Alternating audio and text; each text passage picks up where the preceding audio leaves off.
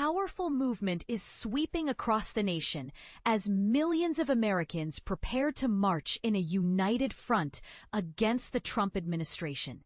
This time, it's not just about political disagreement. It's a battle cry against the perceived slide into authoritarianism. No Kings protests, a nationwide stand. On Saturday, citizens from all 50 states will rally behind a bold statement. America should have no kings. This is the second wave of the No Kings protests.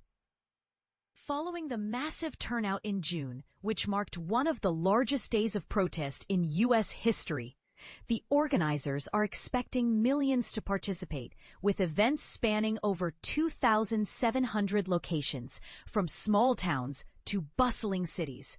But here's where it gets controversial. President Trump has responded to these protests by tightening his grip on U.S. cities. He's attempted to deploy federal troops and increase immigration agents, targeting left-leaning organizations he accuses of supporting terrorism. This has sparked a fierce backlash, with cities suing to protect themselves and residents taking a stand against the militarization of their neighborhoods. Trump's supporters, including Texas Governor Greg Abbott, have labeled these protests as anti-American, led by Antifa, and even blamed them for prolonging the government shutdown.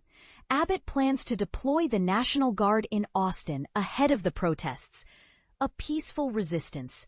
Despite the potential for conflict, the No Kings Coalition emphasizes nonviolent resistance. Notable figures, such as Democratic Senators Chuck Schumer and Chris Murphy, and Independent Senator Bernie Sanders, are anticipated to join the protests. Organizers have ensured that tens of thousands of participants are trained in safety and de-escalation techniques, aiming to maintain a peaceful atmosphere.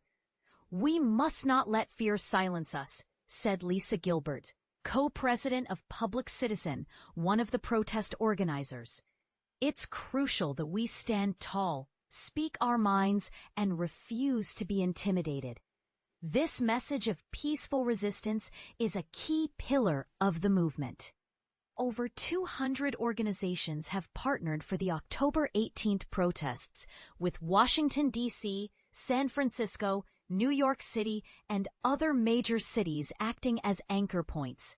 The protests aim to highlight Trump's authoritarian tendencies, such as his use of taxpayer money for power grabs and his disregard for due process in deportations. The previous No Kings protests in June saw an estimated 2 to 4.8 million people take to the streets, according to the Harvard Crowd Counting Consortium, making it one of the largest demonstrations since Trump's inauguration in 2017.